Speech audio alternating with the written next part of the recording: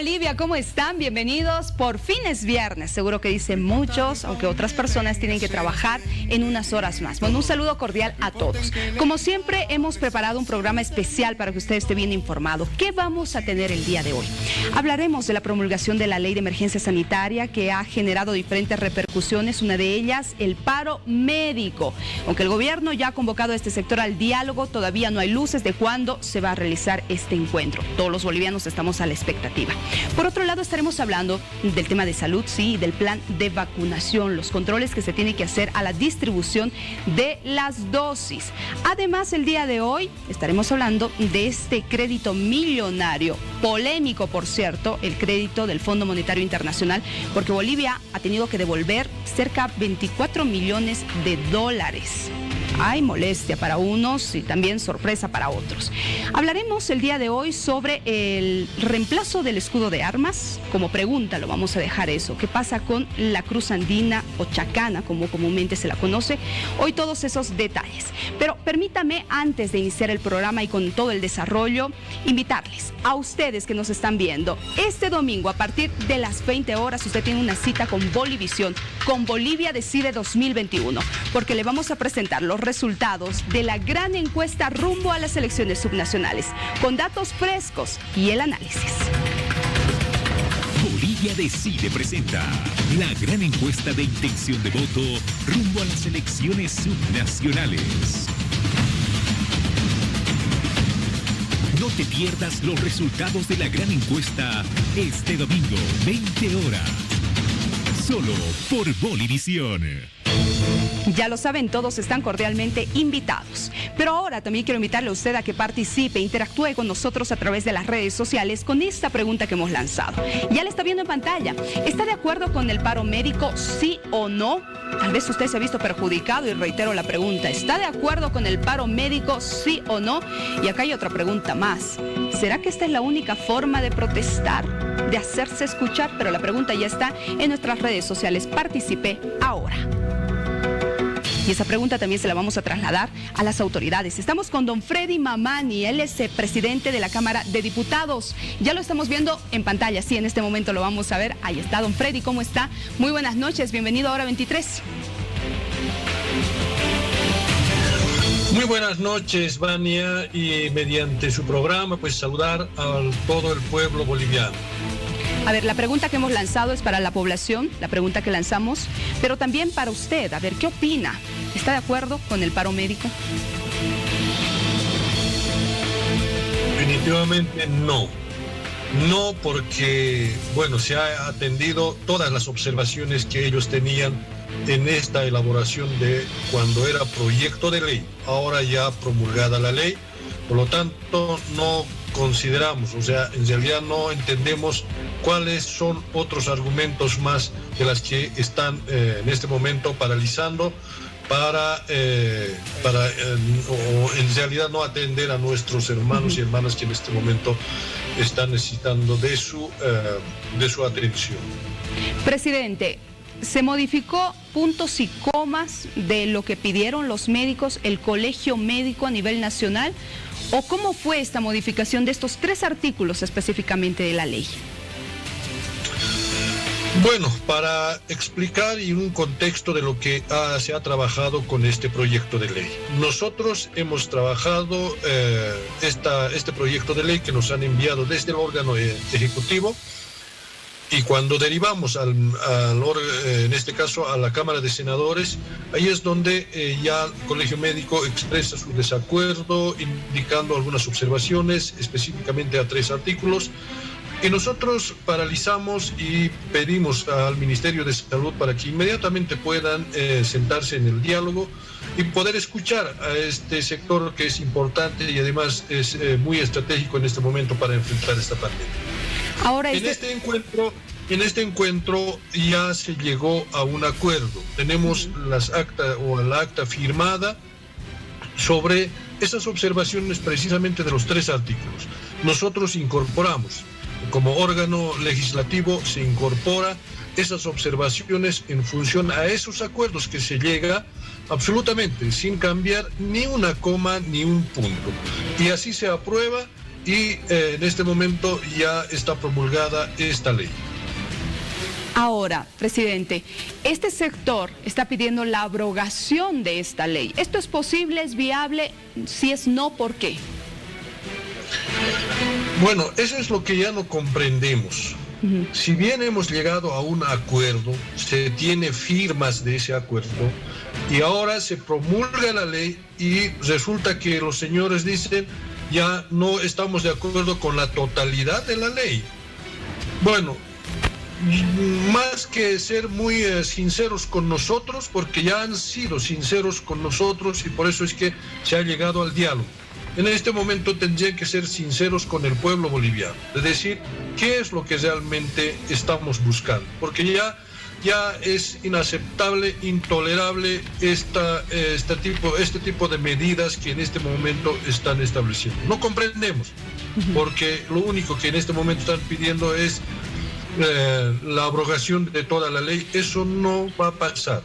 ¿Por qué? Porque esta ley está elaborada justamente para enfrentar esta pandemia y se va a activar justamente cuando estemos en emergencia sanitaria. Eso es lo que establece esta ley y por lo tanto ya se ha socializado con las organizaciones sociales y ellos es más han pedido cuanto antes se pueda aplicar esta ley.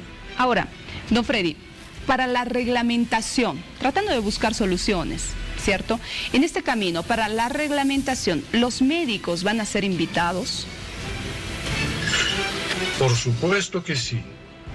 En este momento ya se tiene que conformar esta Comisión Nacional Estratégica de Emergencia Sanitaria.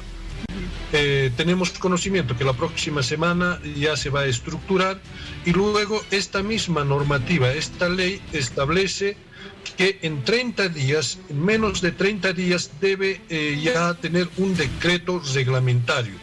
Y para la elaboración de este decreto reglamentario, por supuesto, serán bienvenidos todas las propuestas que vayan a mejorar y para enfrentar esta pandemia. Eso es lo más importante. En este momento tenemos que quedar totalmente claros de que no es esta pelea entre Colegio de Médicos y el gobierno. No, absolutamente. Sino aquí tenemos que enfrentar más bien al enemigo número uno, que es la pandemia COVID-19. Entonces, todas las propuestas que vengan de donde vengan, mejor de los especialistas médicos, nos van a ayudar para poder enfrentar esta pandemia. Entonces, ¿se los va a convocar? Por supuesto que sí. Es más, ya se ha lanzado la convocatoria para que ellos sean partícipes. Y no solamente ellos, todas las personas que estamos preocupados por temas de salud. Presidente, dentro de esta reglamentación habrá plazos, por ejemplo, plazos por la emergencia sanitaria. ¿Qué características más va a tener?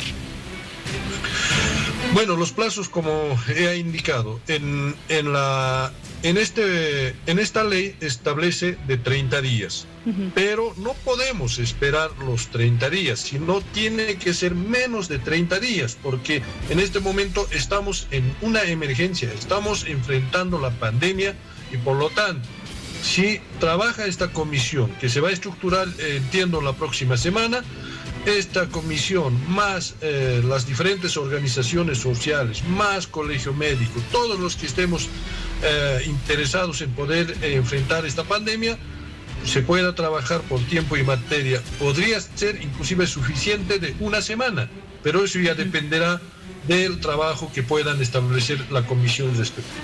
Don Freddy, dejemos de lado un momento el tema salud, por favor, para hablar acerca de otro tema que está generando mucha polémica, también molestia e indignación de parte de los bolivianos, no solo de quienes viven dentro del país, sino fuera de él. Y estoy hablando del reemplazo del escudo de armas por la cruz chacana. ¿Qué opinión le merece esto? ¿Qué dicen los legisladores? Bueno, hay un decreto supremo donde establecen imagen gobierno. Como en cualquier gobierno tiene su imagen y ahora han establecido que pueda ser representada las 36 nacionalidades de nuestro pueblo boliviano en esta cruz chacana. Entonces, bueno, no entiendo que en el mismo decreto supremo indique de que se debe reemplazar, sino se debe tener esta imagen gobierno en los diferentes espacios de las diferentes reparticiones. Eso es lo que indica, pero bueno, creo que se ha malinterpretado indicando de que se está reemplazando o se ha sacado una determinación de cambiar el escudo por una chacana, pero bueno, no contempla en ese sentido este decreto supremo. Don Freddy, en las notas que le remite el vicepresidente, que es presidente nato de la Asamblea Legislativa, ¿está el escudo o la cruz de chacana? No hemos tenido un documento todavía establecido desde la vicepresidencia, pero nosotros, como establece ahí, en el órgano ejecutivo están, se ha reglamentado mediante un decreto supremo que se pueda utilizar la cruz chacana como imagen gobierno. Eso no significa que el órgano legislativo también tendría que ser parte de esto, sino nosotros continuamos con las imágenes. Tenemos la imagen de la Cámara de Diputados y está ahí la imagen, también tenemos establecido el escudo, también está ahí, así que no tenemos mayores dificultades en esto porque el decreto supremo es claro para el órgano ejecutivo. Entonces, tendría que estar también en estas notas, en este mismo decreto, ¿cierto? Tanto el escudo de armas y como imagen institucional la cruz chacana, ¿sí? No, el tema del símbolo patrio que tenemos, que es el escudo nacional, no tendría que estar reglamentado, aunque ya está reglamentado por un otro decreto. Sí. Y además está establecido en la Constitución Política del Estado. Esta otra imagen gobierno solamente es considero que es por este tema de los 5 años que lo están representando. O sea, no hay para qué en este momento hacer el reemplazo, nada, porque el tema de los símbolos ya está establecido mediante otro decreto supremo, el uso, las medidas y todo eso. Ahora, por favor, hablemos de la representatividad, de lo que significa la cruz de chacana. Por favor, explíquenos ustedes, ¿a qué sector representa específicamente? ¿O a qué sectores? De acuerdo al decreto reglamentario, representa a las 36 nacionalidades que establece el Estado Plurinacional de Bolivia. La imagen misma está representado sobre esto de la cosmovisión, que está representado en la cruz andina. Entonces, considero que en ese sentido está haciendo la representación ya de las 36 nacionalidades y así expresa el decreto supremo. También representa aparte del Perú, tenemos entendido, de acuerdo a la información. Por eso, las 36 nacionalidades, o sea, los aymaras, por ejemplo, es una nacionalidad donde no está solamente en Bolivia, sino es parte de Chile, inclusive parte de Perú, entonces es una nacionalidad, ¿no? Los guaraníes, los quechuas de la misma manera también tenemos en parte del Perú, inclusive en Ecuador. Entonces son las 36 nacionalidades representadas en esta chacana. Bien, le hemos comprendido perfectamente eso. Para que quede claro, por favor, presidente, usted como presidente de la Cámara de Diputados forma parte del legislativo, quien regula, quien controla. En la cruz de armas que tenemos como símbolo tiene que estar presente y no puede ser reemplazada, porque para eso tiene que haber una modificación en la Constitución Política del Estado. ¿Esto es cierto? Por supuesto que sí, ahí está en la Constitución no solamente el escudo de armas, sino están otros símbolos más que reconoce la Constitución Política del Estado. Muy bien, don Freddy. Le agradezco mucho por su tiempo, que le vaya muy bien. Cuídese. Muchas gracias, siempre para poder informar al pueblo boliviano. Muchas gracias. Que sí, lo vamos a estar invitando en otras oportunidades. Ha estado con nosotros el presidente de la Cámara de Diputados, don Freddy Mamani. Nos tenemos que ir a una pausa, sí, nuevamente. Al retornar se viene más. Los médicos han decidido parar desde hoy, es un paro indefinido, hay preocupación de parte de la población y esto porque piden la abrogación de la ley de emergencia sanitaria. Estamos en contacto con el doctor Cleto Cáceres, presidente del Colegio Médico a nivel nacional. Don Cleto, ¿cómo está? Doctor, bienvenido, buenas noches. Buenas noches, Vania, y un saludo para toda tu teleaudiencia, a su orden. Bien, Doc Cleto, a ver, ¿cuál es la evaluación que ustedes hacen de estas primeras horas del paro médico? La verdad es que para nosotros es una evaluación negativa. ¿Y por qué es negativa? Le explico. No porque no se haya movilizado el sector salud ni se haya acatado el paro, sino negativa porque el gobierno no responde. Es decir, ¿por qué esperar hasta el 28 de febrero para podernos invitar, sentarse y aclarar por qué el Colegio Médico, por qué el CONASA, por qué la Confederación de Profesionales están declarando de que es una ley inconstitucional? En consecuencia, ya se están presentando incluso las demandas legales y obviamente debería, pues, de estas cosas motivar al gobierno, no esperar que se siga acumulando los días de protesta, ¿no es cierto? Solicitando una audiencia al gobierno que la venimos solicitando desde el 4 de febrero mediante cartas y que lamentablemente tenemos que llegar a estas medidas de presión para que nos den audiencia, porque eso es lo que está buscando esta medida de presión. No va a sacar ningún beneficio en resultado. Lo único que busca es una audiencia con el Estado para que atienda las demandas del sector salud. Doctor, el día de ayer el ministro de Salud no los convocó a dialogar. No hemos recibido hasta ahora una nota oficial, así como yo puedo mostrarle en estos momentos las cartas que hemos mandado tanto al Poder Legislativo y también a la Presidencia de la República. En consecuencia, nosotros no hemos recibido hasta ahora una nota oficial, pese a que estamos en sesión permanente. Nuestros recursos humanos están trabajando en forma constante. Usted sabe que en esta emergencia no podemos descuidar la atención de las urgencias. Se puede presentar cualquier incidente en cualquier punto del país y tenemos que estar para responder a esta situación. Doctor, usted participó de esta firma, de este acuerdo, cuando dialogaron con el gobierno. ¿Qué pasó? ¿Por qué después lo rechazaron? Sencillo, cronológicamente tenemos que ubicarnos. Primero estábamos trabajando con el Ministerio de Salud en sus diferentes etapas, trabajando por insumos, equipamiento, por las mejoras en el Sistema Nacional de Salud. Sin embargo, a espaldas nuestras sale promulgándose una ley ya en la Cámara de Diputados, y era esta ley de emergencia. Nosotros hemos pedido una declaración de emergencia sanitaria, porque lo amerita, lo recomienda justamente la pandemia, como se está realizando en los países vecinos.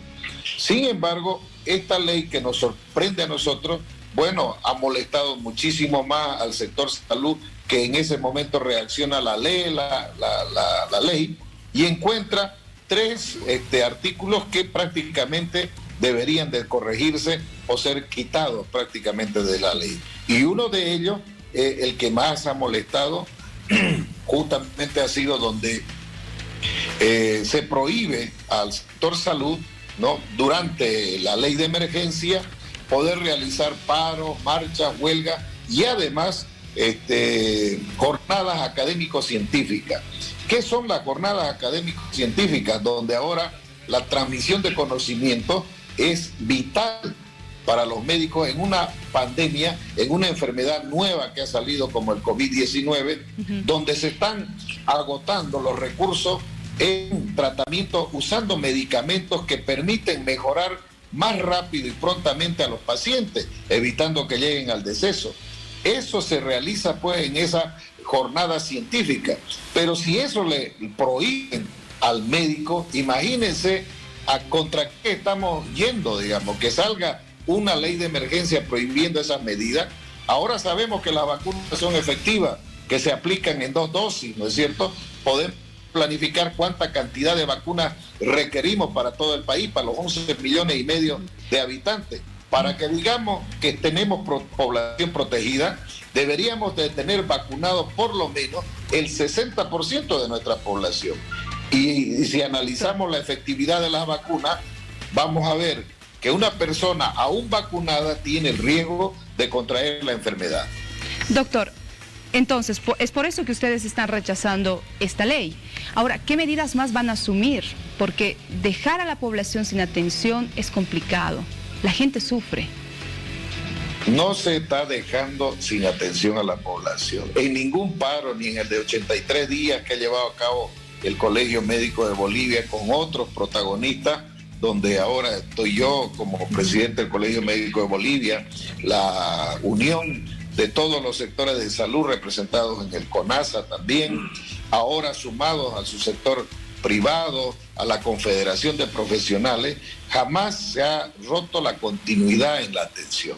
Es más, se ha reforzado la atención en los servicios de emergencia y en protesta lo que ha hecho el Colegio Médico atendiendo a la demanda de la población es armar unas carpas de campaña y atender incluso en forma directa y gratuita a todo el público que demandaba salud. En consecuencia, no se ha suspendido jamás la continuidad, menos en pandemia. Pero a mí me gustaría que le pregunte a la población, no a la población, sino al Estado, ¿qué es más fácil? Sentarse a continuar analizando la pertinencia de una ley, si está en concordancia con las otras leyes que se tienen en vigencia, con la norma constituida, o es que hay que esperar 2, 3 días, una semana, 10 días de paro para sentarnos a dialogar. Bien. Yo quisiera que esa pregunta le hagan al gobierno. Bien, doctor Cleto Cáceres, presidente del Colegio Médico de Bolivia, gracias por brindarnos toda la información. Es complicado el tema, esperemos que en los próximos días por fin el gobierno y este sector salud se sienten a dialogar. Eso es lo que todos queremos y solucionen este conflicto. Gracias, buenas noches, don Cleto. Agradecido a usted, reitero, por esta oportunidad de llegar a los hogares y a la familia camireña, o digo boliviana, y sobre todo pedirle la comprensión de que esto se arregla sencillamente con la voluntad política que tenga el gobierno en recibir al CONASA y atender las demandas que están planteando y corregir, si es que hay que corregir esa ley, para que el beneficiario sea la población y sea atendida prontamente. Esperemos que sea así, que le vaya muy bien. Buenas noches. A ¿Bien? ustedes las gracias. Gracias. Vamos a seguir con más, sí, por supuesto, en hora 23, pero antes tenemos una pausa. Ya volvemos. Y ya retorna, hora 23. Y realmente la situación es preocupante, principalmente para la población, para los ciudadanos que no pueden acceder a la atención médica debido a un paro que está llevando adelante este sector. Esto porque están pidiendo la abrogación de la ley de emergencia sanitaria. Vamos con esta información que nosotros ya hemos lanzado a través de las redes sociales para que usted pueda participar. Esta pregunta más bien, ¿está de acuerdo con el paro médico? ¿Sí o no?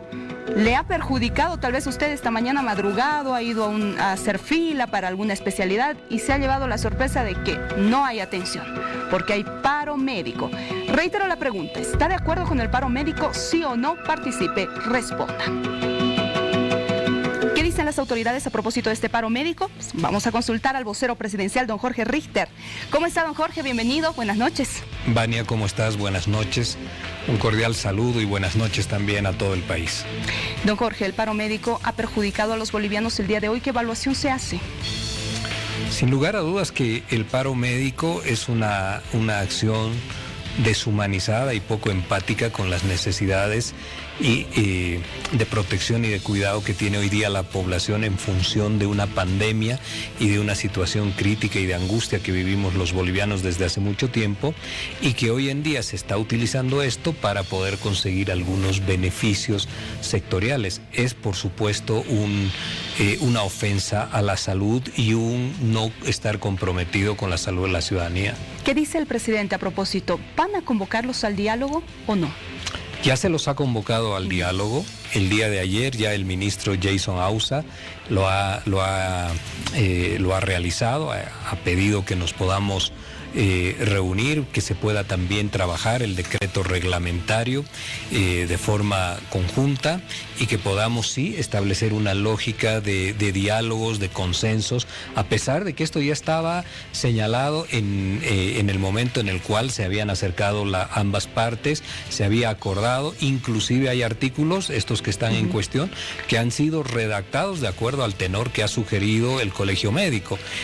Sin embargo, ya no mirar tanto para atrás, sin embargo, nuevamente se convoca ahora al diálogo, pero las exigencias van en una escalada que te hacen presumir, Vania, de que no es un tema de la ley, sino que ya hay otros intereses que están ocultos o solapados en la norma. Entonces, ¿cuál podría ser la solución? La solución es bastante rápida en esto cuando existe voluntad y un sinceramiento de lo que se está haciendo. La solución es levantar el paro porque la sociedad, los bolivianos, las bolivianas hoy día tienen una preocupación en este momento de pandemia, que es una situación excepcional. Y a partir de eso poder construir un decreto reglamentario que también tome fundamentalmente en cuenta lo que estos sectores están pidiendo, que además, solo permíteme que haga este paréntesis, que además la norma no señala lo que ellos están poniendo en los medios de comunicación. Esto de que hay ya aviones listos con médicos extranjeros para venir a Bolivia. Esto no es cierto, no es verdad y se están utilizando argumentos de ese estilo. Hay que ir al diálogo, pero de forma sincera y de forma seria. Abrogar no es posible. No es posible, Vania, eso no se considera, porque el país necesita primero una norma jurídica, un marco legal adecuado para un momento de excepcionalidad como es la pandemia. La pandemia es una crisis y esa crisis, para poder ser atendida rápida y diligentemente, necesita también ciertos procesos abreviados. Pero además hay algo, parte del plan Kovacs requiere una norma específica. El plan Kovacs está sujeto en normatividad a la ley de emergencia sanitaria.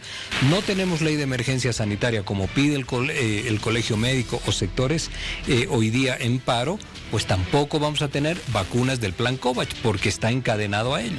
Ahora, ¿ya hubo alguna respuesta del sector salud para reunirse con ustedes tal vez el fin de semana o no? El sector salud, más que mostrar una vocación de diálogo, que esto es lo que se esperaba desde la semana anterior, está tratando de escalar con amenazas cada vez de mayor gravedad y tensionando mucho más los temas. Ahora están hablando ya de que tenemos que abrogar completamente la ley, eso no es posible. Y también están hablando ya de que si llegamos a tocar a alguno de los médicos, ellos van a tomar otro tipo de acciones y están empezando a utilizar adjetivos contra el gobierno. Eso no ayuda a construir un escenario de diálogo y eso no muestra una voluntad real de diálogo, Vania. Bien, Jorge, hablemos del proceso de vacunación, este plan, por favor. ¿Quiénes se vacunan ahora? ¿Cuándo ya llegan las dosis?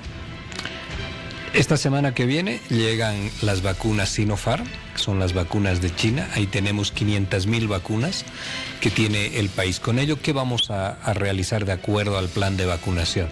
La primera fase de vulnerabilidad incluye todo el sector médico, todos los trabajadores que están en la medicina, ya no solo en la primera línea, sino todo el sector médico. Suman alrededor de, son 203,000 con los nuevos contratos incluidos.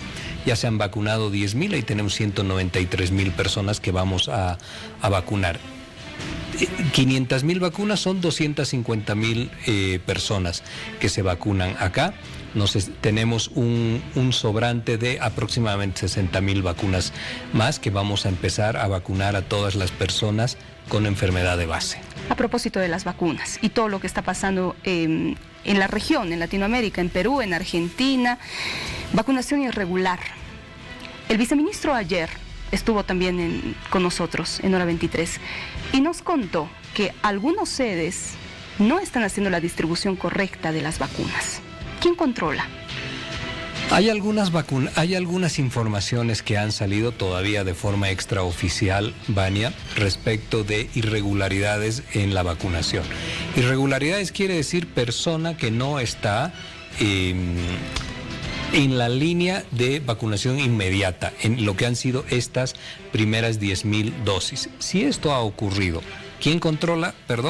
Controla el viceministerio que tiene a su cargo el PAI. Esto es la viceministra María René Castro, que seguramente va a solicitar y va a requerir la información sobre estos hechos que ya se están comentando y se están señalando ya como primeras denuncias de que pudiese haber ocurrido. Esto hay que verificar para no establecer conjeturas iniciales. Pero estas irregularidades, por una orden expresa del presidente, son absolutamente inaceptables. No hay beneficiados particulares. No podemos en Bolivia tener esta situación como ha vivido el Perú, donde un grupo del entorno presidencial y un grupo privilegiado ha tenido acceso a la vacuna, dejando de lado a la población a la cual en orden cronológico le corresponde. Esto es absolutamente inaceptable y acá le tengo que transmitir ya un ánimo personalizado del presidente. No va a tener ninguna contemplación con estos hechos. ¿El gobierno podría iniciar acciones en contra de los directores de los sedes en caso de probarse esto? En caso de probarse, por supuesto que van a haber consecuencias, eso es lo que hay que señalar. Van a existir consecuencias porque esto es inadmisible. Bien, don Jorge, vamos a cambiar un poco de tema, ¿le parece? Claro 100 días del gobierno de Luis Arce, usted está muy cerca de él, en constante trabajo. ¿Qué evaluación se hace? Los 100 días tienen una referencia muy simbólica, mediática también, y también tienen historia, Vania. Cuando decimos tienen historia, por ejemplo, en Bolivia, 100 días fue el plazo que el doctor Hernán Siles Suazo en el año 82 anunció y dijo en aquel célebre discurso en la Plaza San Francisco, en el mes de octubre de aquel año, dijo 100 días para poder ir atemperando y disminuyendo la crisis económica que afectaba a Bolivia con la hiperinflación y todo aquello, y 100 días también para modificar aquellas lógicas de corrupción que había dejado los gobiernos militares. Y en el mundo también hay, el presidente Franklin Delano Roosevelt en el año 1933 también habló de los 100 días.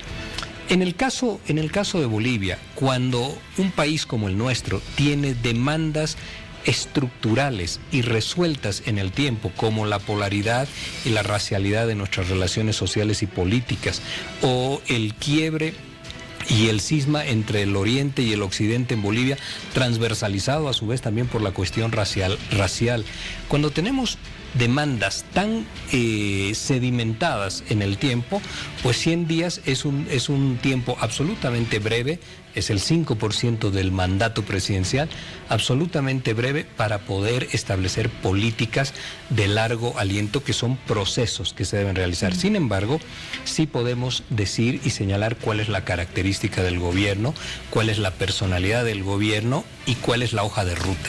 Y este es un gobierno de reafirmación y de reconstrucción de la plurinacionalidad boliviana, de la plurinacionalidad del Estado, que ha sido afectada con el gobierno no constitucional de la señora Áñez, y reafirmación de la democracia intercultural, que es absolutamente fundamental, y de una lógica de Estado que está preocupado por tener una fortaleza desde el Estado para redistribuir el ingreso, para reactivar con la inversión pública el aparato productivo de nuestro país. Son lógicas muy distintas del modelo liberal de la señora Áñez y de su gobierno no constitucional. Han pasado 100 días, ¿cómo está el presidente? El presidente está optimista y fortalecido por dos cosas. Primero, porque uno de los temas que verdaderamente preocupa y que forman parte constitutiva de la crisis multisectorial, que es crisis sanitaria, crisis económica, crisis política y educativa, la crisis sanitaria se está atendiendo con soluciones estructurales. La última etapa de la solución estructural es la vacunación y el proceso de inmunización.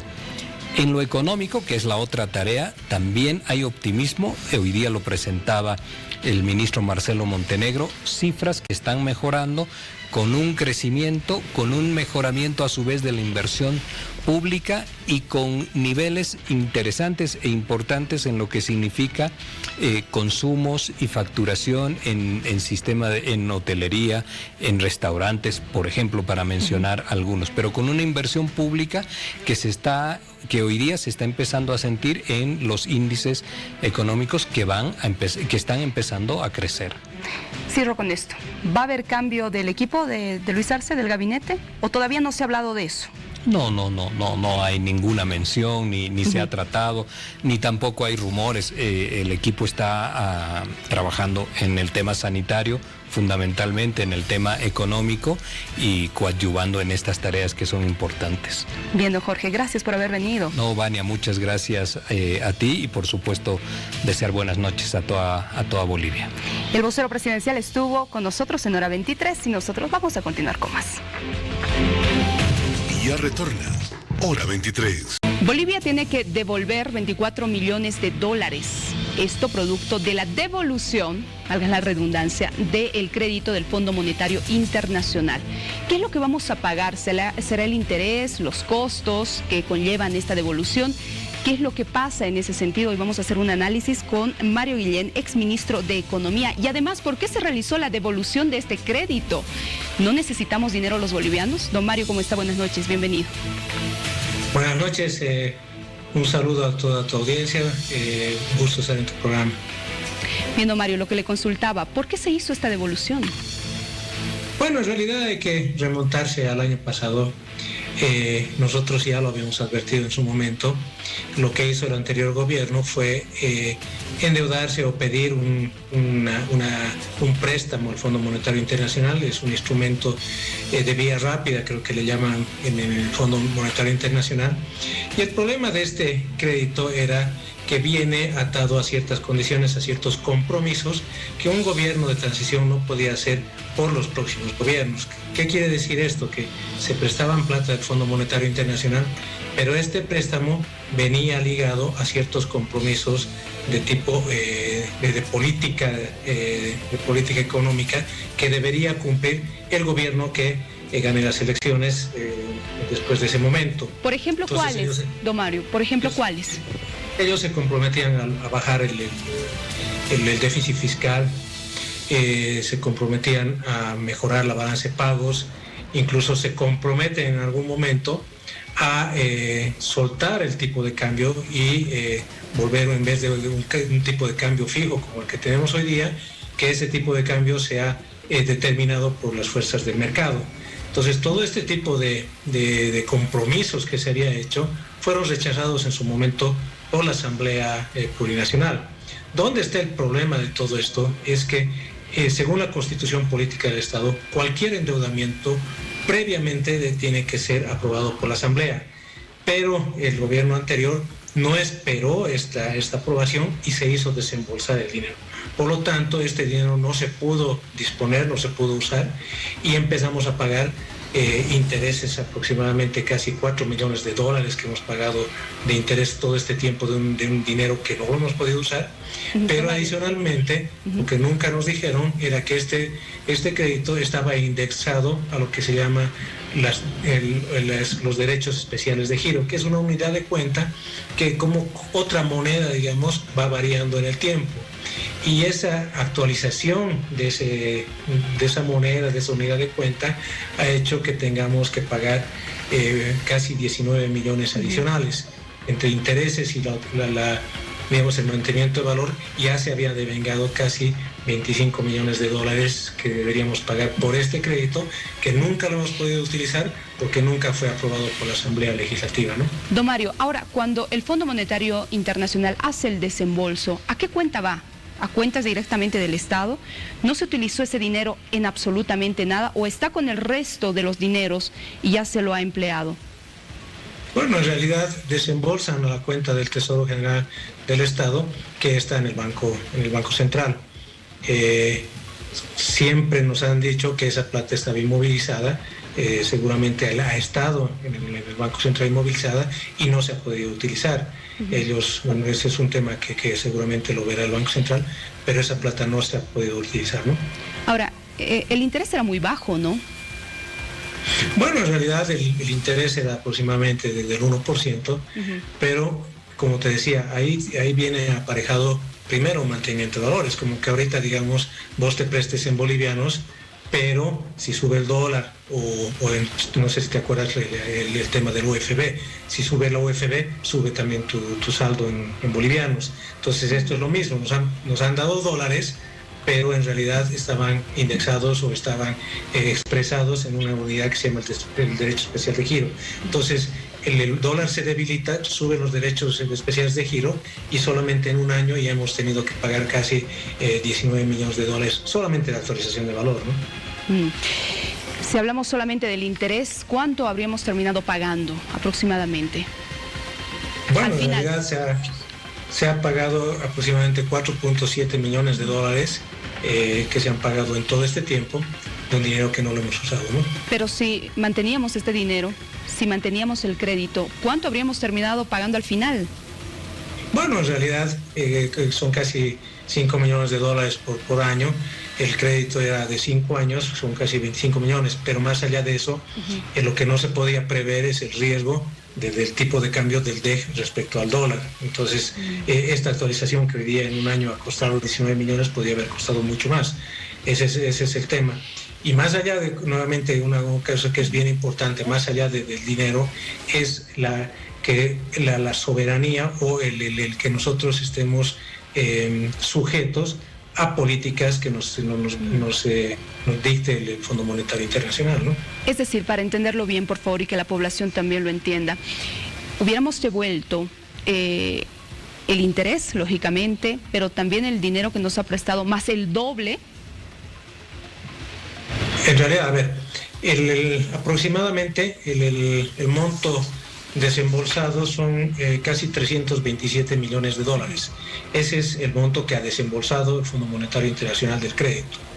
De estos 327 millones, hemos pagado 4.7 millones en interés y aproximadamente casi 20 millones de dólares en actualización. Son casi 25 millones de dólares de una deuda de 325, ese 1% en realidad se ha vuelto casi un 8-9%, ¿no? Por eso le decía que al final del crédito se habría aumentado todo eso y casi es el doble del crédito o del dinero que nos han prestado. No, porque digamos estamos hablando de 20 millones en casi, si tuviera un comportamiento como este año, terminaríamos pagando casi unos 100 millones adicionales. Pero digamos, suponiendo que no hubiese una variación tan grande como esto, de todas maneras hubiésemos terminado pagando un monto mucho mayor a lo que el interés, al interés que en papeles decía, ¿no? ¿Cuánto nos afecta esto a los bolivianos? Estamos pasando por momentos muy críticos, ¿no? Bueno, ese es el problema, o sea, más allá de cómo se ha hecho y demás, estamos perdiendo casi 25 millones de dólares por una plata que no hemos usado. O sea, ese es yo creo, el peor de los pecados. ¿Por qué? Porque estás pagando, es como que ahorita, digamos, vos vayas al banco, te prestes plata y lo guardes debajo del colchón y empieces a pagar intereses por esa plata. Entonces, si te has prestado es, no sé, para invertir en un negocio, para comprarte una casa, un tipo de activo o de actividad donde vos puedas generar más del interés que estás pagándole al banco. Pero yo creo que el peor negocio que puede hacer uno es tener la plata, no usarla y pagar intereses sobre eso. Y eso es lo que ha pasado aquí.